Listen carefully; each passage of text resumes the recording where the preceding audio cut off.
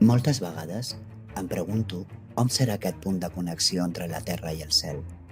Qui sóc? Per què sóc aquí?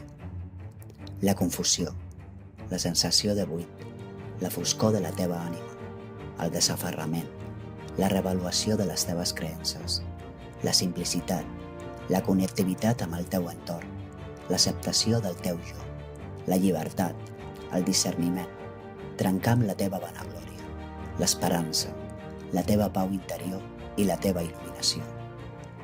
Aquests estats, transformats en esglaons en aquest llibre d'artista, ens parlen de que l'acceptació d'una realitat és el primer pas per transformar-la.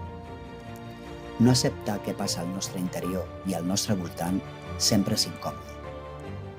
La veritable transformació es dona quan ens oblidem de nosaltres mateixos, ens oblidem del nostre orgull i ens lliurem allò que el present ens porta.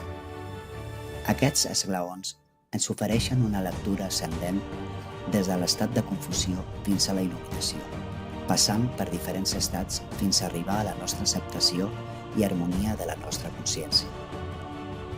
Ser llum, compromesa, encara que ens vagi la vida, que anuncia i denuncia, que no té por de les conseqüències, perquè surt del que és profund, aquesta llum que emana dels nostres cors. Som llum.